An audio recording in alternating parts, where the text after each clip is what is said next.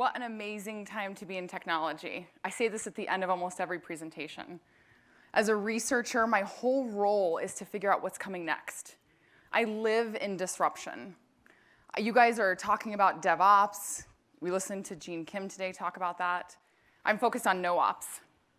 How scary is that? Raise your hand. Is that the idea of no ops? Is that scary at all? Let's get vulnerable in here. It is scary, right? You have your infrastructure titan saying no ops. I am ops. All I know is ops. And your leaders, can I show of hands? How many leaders in the room? IT leaders? Individual contributors? I mean, that should be scary and exciting for everybody. Each week, you invite me into your conference rooms, and I present trends that are coming. And I say some pretty interesting things. I say things like server automation, serverless, chatbots, security automation, artificial intelligence, machine learning. And as I'm doing it, I'm watching the room. I'm watching the faces take shape. And I start to see certain personalities come. I find my champion. I find my passive, my enthusiast, my detractor, my dependent, my laggards, my skeptic. At some point in time in our career, we've all been there. We've been one of these people. You can think about right now the conference rooms you've sat in listening to this information, and you yourself have probably been one of those people. You might have been the champion. You might have been the laggard. You might have been the skeptic. Oh, that'll never work. Our company never does that. Oh, business would never allow it. It's such an interesting time. Business has taken their dependency upon IT and changed it completely. And now, for the first time in a long time, IT can drive business differentiators. It's said that by 2022, half of the Fortune 500 companies will be completely different. And the reason for that is technology disruption. So how do we deal with this irresistible force of change that's coming? I mean, we all signed up to be in IT, which means we all signed up for a constant evolution. We watch it all the time. We wait for it personally in our lives, and we watch it occur in the business. But in our lives, it's exciting. We're getting a new iPhone. We were just talking about this. It's exciting getting a new iPhone. Change. Well, I'm going to run a marathon. That's very exciting. Very exhilarating. But in organizations, when we talk about change, that becomes scary, very scary. And it's the people that are scared about it the most. I read this quote the other day that said, "The most harmful addictions in life are heroin, carbohydrates, and a monthly salary." So true, right? And because of the human condition for survivability, the idea of the monthly salary will have us hunkering down in the face of change. And as leaders, it is our role to lead and set the tone for that change, for a successful transformation. Because yes, today it's DevOps, tomorrow it's no ops, tomorrow the next day we're not even working, we have implants in our brains, we stay at home, we send our machines out. But the idea is that it's always changing. No matter what the conversation is, it's always changing. So how can you successfully change the mental model to navigate these changes? How can you bring your people along with you to make sure that as you approach each single change, you together are delivering the differentiator for your business? You're keeping your business alive. IT is keeping business alive. We heard yesterday, and even this morning, how a single mind shift can make the differentiator. We've watched over and over again companies that we liked personally in our lives die because they did not keep up with technology. And it will impact your org. Change is hard. And that's really the first part you have to embrace is change is hard. Today, I am fortunate enough to share this stage with Deborah Anthony. She is she's a transformation strategist with HPE and a 2-time CIO. And she's really going to talk about how she transformed the organization over and over again. But before I let her come up here and wow you and let you take notes about what's going on and how you can get your team to the next level, I want to leave you with 5 components that you should think about as a leader as you're embarking on change. Whether that change be small or big, You always have to remember to bring your people first. So the first thing that I think is really important is to inspire for a greater purpose. Oftentimes as leaders, we are in a reactionary mode. It's going to save money. Something's broken. We have to change it. We're in this reactionary mode. And the people who are responsible for the implementation of that only feel the reaction. It's like training our students to pass a test. Yes, in the short term, you can be successful. But in the long term, have you empowered them with the tools to be successful beyond the test? So we really need to focus on creating a deeper sense of meaning for it, beyond the financial, beyond the fixing the problem. And the second thing that I think is really important for leaders to do is to go all in. Oftentimes, if we are forcing change as leader to our people and we are not all into it, bringing everybody along, it's harder to make the hard decisions. It's easier to let the little things go and take the easy path. Sure, you might have to do a headcount reduction. Yes, you will be asking people who have mastered their domain to change their skill set. But if you are not all in, that genuine authenticity will never come through. And the number 3 thing that I think is important is that you enable your people with the skill sets and capabilities they need to be successful beyond the transformation. Again, going back to the idea of not just studying for the test, not just training to the test, giving them the capabilities to be successful, identifying with them what they can and cannot do. You will push them beyond their own limits. And as a result, you will get an inspired individual who is willing to jump in and change your organization with you. And the 4th thing that I think is really important, oh my goodness, the 4th thing I'm forgetting.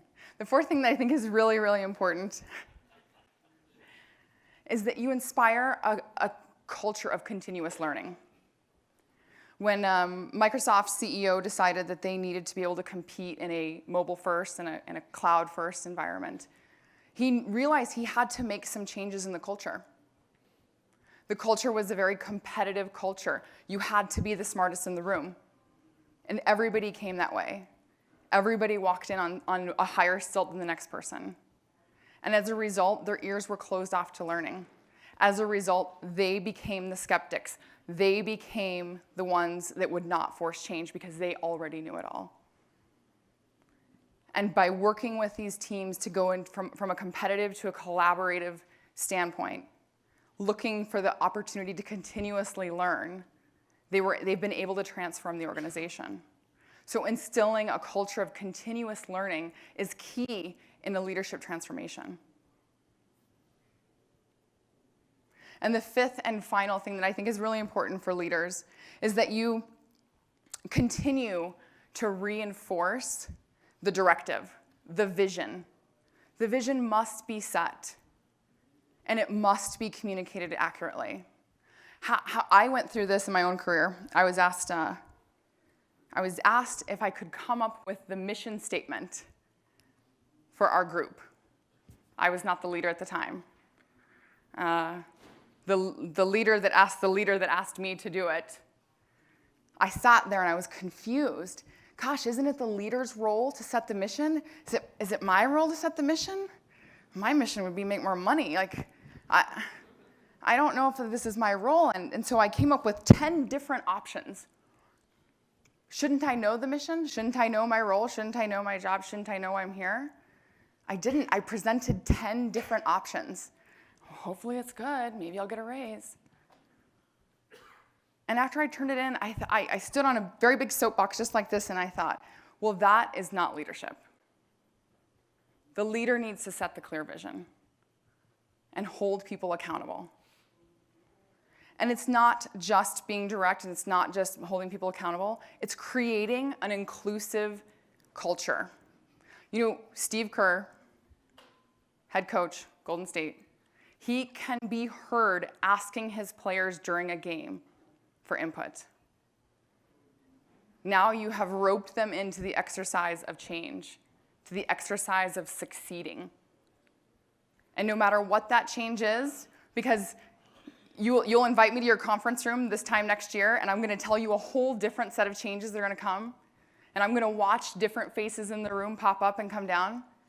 And at the end of the day, the success always depends on the leader. And as individual contributors in this room, you too are responsible for the leading of yourself for that. At some level, we're all leaders, not just followers. So now I'll turn it over to Deborah, who has phenomenal passion for this space. We both were able to connect, and it was within about 5 minutes of conversation back and forth that we knew that we were on the same page here. We knew that transformation, IT transformation, was going to be huge. We feel the people first. We feel the pull of the people. So with that, I'll invite Deborah above.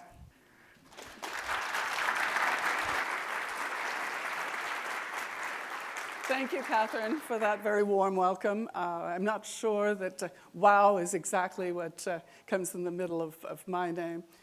I'll start by explaining a little bit about the PhD, only because that usually suggests a high level of academic and not so practical experience. I'm the accidental PhD. You know what BS is, right? MS, more same. We pilot higher and deeper. When I found myself in a technology leadership role by accident, and as a result of that, leading an organization through massive technology to business alignment changes, I discovered that there was a lot of information I didn't have. The technology actually turned out to be the easy part, complicated as it was, and we were dealing with literally bleeding edge technologies. We owned the first of just about everything, and nobody had ever connected them together. So as troublesome as that was, as many breakout boxes as I had, and as many conversations as I had with the Bell telephone tech, the first cable television tech in the area, and the digital guys, that the mux, the switch, and the modem all did the same thing, just at different frequencies. And that all they had to do was track that through those little wires from one point to another. That indeed it was the organizational change, the human change, that was causing me the most challenge. And so I went back, and not only to the institutions I'd come out of, but others, seeking for different answers, and for expertise, and for another voice. Because oftentimes as a leader, as much as you have trust from your organization, and they've asked you to do this, sometimes you're not a prophet in your own land, and it requires that you bring somebody else's voice and somebody else's expertise to the table. When I finished with all of that, and we were successful in changing the organization, I am the only candidate that ever went back to an institution and said, here's all the work I did, here's the original research, and is it okay if we take a degree from that? So that's where the PhD came from. So you've been spending the last 2 days talking a lot about how much this doesn't look like your data center, and how much the technologies have been changing. You've also been listening to a lot of very intelligent people giving you some really good advice about some of the aspects within that technology realm that individually or in silos within your technology organizations are changing and how they need to change. But indeed, it's not just about the data center anymore, because the technology is infused in everything we do. There's probably more compute power in your pocket right now than was in the data center in 1970. And everything that we use today tends to have a lot of compute power to it. If you think about it, if the AC stayed on and all the microchips stopped working, what would happen in this room? Lights go off, air conditioning goes off, the projector goes off, you can't hear me any longer unless I yell. Everything is digital. So what we do as IT people has moved out of the back office where we supported corporate office systems, payroll, procurement, the finance guys. Do you remember when 90% of the people in the world who were the chief technology officers actually held the title of chief financial officer? Why? Because it was the financial systems that the technology was running. Today, it is everything in the business. You and the business are one. It's a symbiotic relationship. And because it is, it changes the way we have to think. Katherine talked about that. When I'm out socially, and I talk to people and I ask them what they do, I find an interesting pattern. Perhaps you can confirm or refute. But invariably, if I'm talking to somebody from IT and I ask them, where they work or what they do, they invariably will start with, I'm from IT. Not what business they work for, not necessarily what industry, but that we're from IT. We see ourselves too much in isolation for this world that now says that we're a part of everything, and that every experience that customers have, irrespective of industry, irrespective of where they are in the world, technology is impacting that experience. So we have a different role to play. We have a different mission and potentially a different vision. Yep. Fat-fingered it. So that from a leadership perspective, that oftentimes makes us feel like we're walking a very fine line, or worse, the tightrope, without a net, in terms of how do we get to a point where we've embraced that symbiotic relationship? How have we changed? Because today still, the business is still beating up on you on a regular basis, right? You're still trying to meet deadlines, or worst case scenario, you're being told, cut the budget, find a way to reduce cost because technology is too expensive. Every time I hear that from one of my customers, I immediately know that the issue on the table is we're not, either as a vendor or you as an IT organization, we're not giving the business what they need because the business has money. And the business is investing money heavily. And if they're not investing in technology, or they're asking you to cut your investment, it's because they aren't getting what they need, because you're infused again in everything they do. And they're not maybe articulating that as well as they need to. So it's a matter of thinking then, again, about how do we lead that, and how do we change that conversation with the customer. This morning, several of the speakers mentioned, the difference between leaders and laggards. And one interesting statistic I read just recently is that whether you're a leader or a laggard in your industry as a business, you are spending the same ratio against your revenue for IT. Same investment, different results. So the question begs, if it isn't about the technology and how much you're spending, what makes the difference?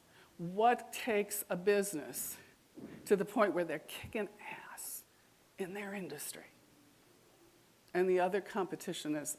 And that's hard to ferret out, because if you're one of them, you don't want to talk about what's making you different, what's differentiating you, because you don't want to give away your secrets to the customer. But a lot of it is to do with that mental model that Katherine referred to.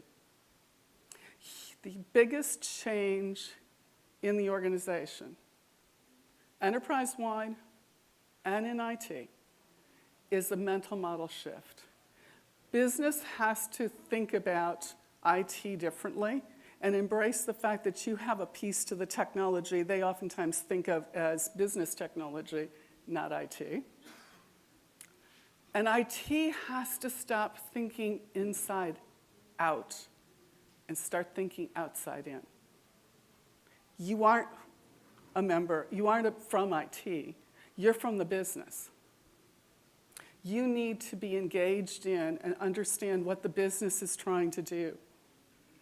Worked with a customer in the last 6 months who was working very deep into the technology weeds. One segment of infrastructure organization within a very large corporation, very large infrastructure organization. And on one level, we thought, we're talking to too low in the organization. But I witnessed something that was very, very powerful, because their department leader was going around reminding them of what their company did. And that every time they did something in the technology environment with the infrastructure, and they were moving into software-defined infrastructures in order to save money and to increase agility and flexibility and speed to market. But he didn't talk about those things. He talked about what the company accomplished every time we delivered the type of infrastructure they needed. Mental model shift. And that mental model shift starts at the top with the visionary, with the leader who has to be committed to the vision, but it also has to be a part of the infusion of the thinking on everybody's part, including the technician that's still tweaking a server when the server needs to be tweaked or patched. For some reason, I tend. So business has a supply chain. There's an end-to-end process for going from request for product or service to actual delivery.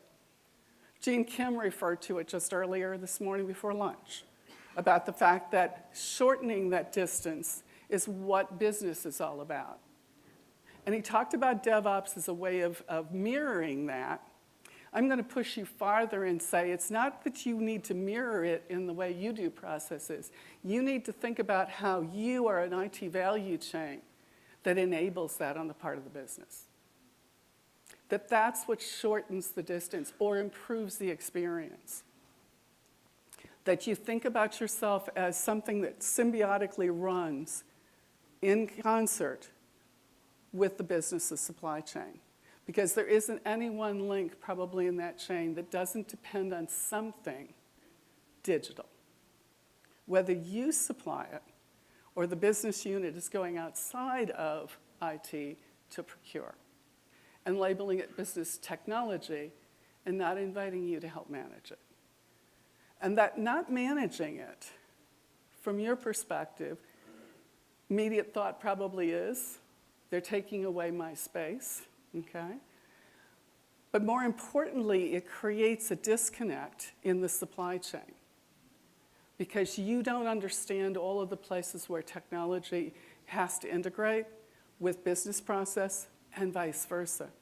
It's a lose-lose proposition. There is no win-lose between business and IT. Only win-win or lose-lose. And there's a lot of lose-lose going on out there.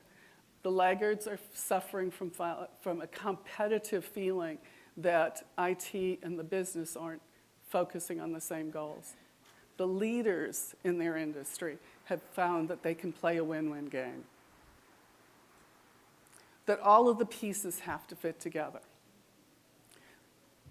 Part of what you can do organizationally inside IT to mirror that is to break down silos. While you still have to organize around expertise, obviously, the people who manage your software-defined infrastructure, the guys that know the OS on one server platform versus another become very important. Different database management systems, very important. The difference, though, is when you bring them in together, because each one of them forms a link in that IT value chain, and you start looking at them and they start seeing themselves as a part of two teams. One that says, I'm a SME, I'm an expert, and I have expert knowledge. And the other team says, I'm a product supporter or a service supporter.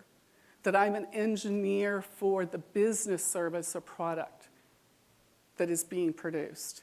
And it's that mental model and that change in operating model that makes the difference in how well you supply to the business what the business needs.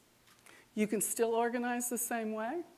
You can still manage in the same kind of organizational chart or not, as you choose.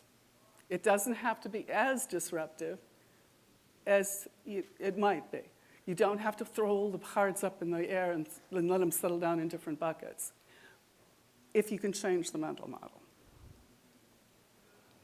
Oop, I seem to have a very heavy hand for that. A couple of people today have spoken about the fact that you have to drive out fear. That fear is a huge piece of the resistance to why we as human beings don't like change. that we invest an awful lot in that core, primitive brain portion that says fight or flight. And if I can't run away from it, I'm going to fight it. So one of the things to think about is the fact that you can't move people without addressing that, acknowledging that it's there, that it's part of human nature, and to work at reducing the amount of fear. Fear that your job is going to go away, that addiction to the monthly or weekly paycheck. Fear that you won't be adequate to the needs. As a leadership person, you have to acknowledge that, yes, you may move people around and that not everybody may survive. But if you start with the notion that they will all survive, that there will be a seat on the boat for them if they choose, and that you'll help them keep that, people will come with you and they'll buy into your mission. It's a little bit like crowdsourcing. If you invite them in to be a part of the story, they will do less damage in trying to undermine you. Because as a leadership person, the one thing you know for sure is you are outnumbered. There is no unscarred tissue in my back from having taken 2 different organizations through that kind of change. The first time, I learned as I went. So some of those scars were learning scars. The second time around, I knew they were simply the pain I had to accept and pack up and go. I was very proud of the fact that of the 110 people who were in my direct circle of reports, when I did the second round, and I tried very hard to drive out fear, that I only lost one of them in the end. And my proudest moment was when one of them came to me, having said my first week on the job, that they had already put in their retirement papers, thank you very much, don't ask too much of me for the next 9 months. And I said, that's fine. Everybody makes their choices, and I will support you in that move. Problem became 6 months later when she came back to me and said, can you figure out how to withdraw my request to retire? Because I'm now infused in this, and I want to see it through. But HR tells me that I've already so far along the plot that they're going to let me go. And we were able to secure a spot for her, and she was able to stay. That took a lot of learning. You didn't do it the first time, okay? I lost more people the first time around. But it helped a lot to know at the end, as I then went off and started doing this from a consulting point of view. And when I left that CIO position, I was offered an opportunity to do it a third time, and decided that if I were going to have to build in my own obsolescence, because when you lead that kind of very intense enterprise-wide change, you tend to have to pack up the pain and take it away, that I didn't have enough energy left to do it one more time, and that if I were going to have the obsolescence built in, that I might as well do it from a consulting perspective and perhaps have more impact based on what I'd lived through. But driving out fear is possible. Getting feedback loops from people and helping them understand that they're living through ambiguity, that you're also living through ambiguity, and that nobody has the answers, but that together you can find them. And genuinely keeping that vision alive, but understanding that the vision has different vantage points, different viewpoints, just as the technologies have different components. The perspective on the change has different components, and you want to acknowledge that and to build on it. Anthropologists will tell you that the reason cultures change, that organizations change, that societies change, is because the stories change. So one of the techniques that's most useful, and everybody I've introduced it to comes back and says it's the one piece they never would have thought of on their own, but they found most useful, is to start and take that vision that Katherine was talking about, take the mission, and weave it into the story. Tell the story of who you are now. Talk about who it is you need to be. Do it from both an IT perspective and a business perspective, because both identities are real. The business perspective obviously is the most important. I occasionally would have my technicians come and be very upset over a user group that was giving them a great deal of trouble. And I would have to remind them that if they didn't exist, we wouldn't exist. Because we were the service. We were the people enabling. And unless you're Google or AWS, where the technology is the business, we're still an enabler. As important as we become, that symbiotic relationship that says the business can no longer be without us, we still have an identity of our own, and we are still the service agency. So think about how your story runs today. Ask people to tell you who they think you are as an organization today, and then get them thinking about how they might want to be tomorrow, and see how much of that can align to the vision or the direction you're trying to take them. There's a DevOps story. There's a software-defined infrastructure story. There's a cloud story. There are all these technology chapters. But there has to be a complete story. Those chapters are important. Weave them together into one story for your business, for your organization. Because the story helps you to drive out change. As people see themselves in the story and embrace it, they begin to understand why you're asking them to do specific things. The value to the organization, even when it's not valuable to me as an individual contributor, can influence the way I think. Research says that if you can obviously affect me personally, if you can tell me why it's good for me to take all of this medicine that doesn't taste good, then I'm likely to invest in it. Interestingly enough, the research says that even if that isn't true for me, but you can show me where it's going to be good for the greater good, I will equally invest in it. So it doesn't always have to come down to the individual. If you can get both, you're gold. So the elephant in the room is always the fact that there is that change, the fact that we're living with ambiguity. Katherine mentioned living in interesting times. There's an ancient Chinese curse that literally does translate to, may you live in interesting times. And we do. But it doesn't have to be a curse. Chaos doesn't scale well, but it's fraught with opportunity. So the ambiguity and the opportunities are there. It's how we weave them together. When I think about organizational change, when I think about changing people's mental models and changing the story of an organization, I oftentimes recall a very old joke about the 7 blind guys and the elephant. Perhaps you know it. Yeah. One of them's got the tail, another the trunk. 4 other guys are holding onto these big, large stumps called legs, and each one of them is asked to describe the reality they're holding and guess what it is. And of course, none of them guess correctly because they have limited data. Again, all that good business data analytics we were listening to this morning. Because each has a part of the reality, so you have to validate that. It's important from that perspective, but somebody has to also understand what the whole is. What is that total reality? Whether that's the orchestra conductor that's conducting all of the talented musicians with the best of class instruments, and I oftentimes think of the IT departments that I work with that way.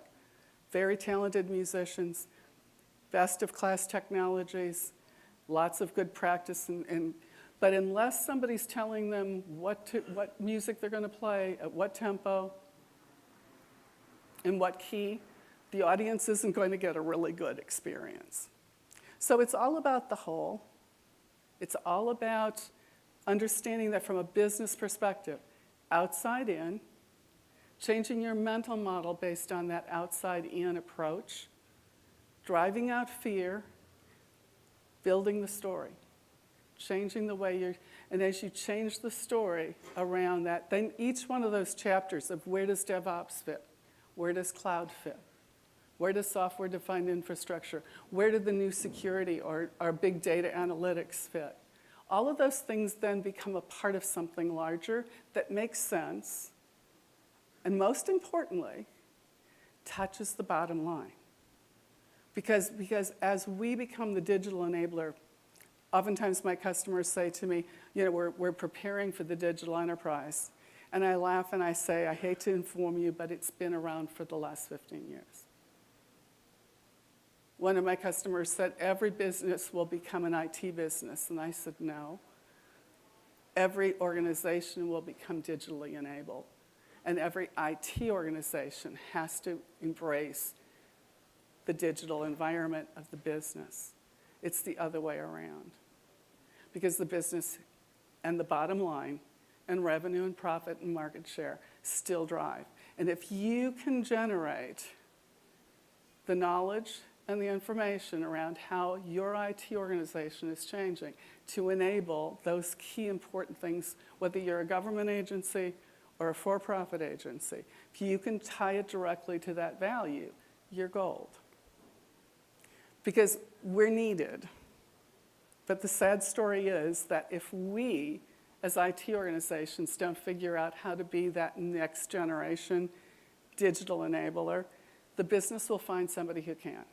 They're already taking their American Express card out and contracting for software as a service, cloud services, many of which you either know about or don't know about as IT organizations.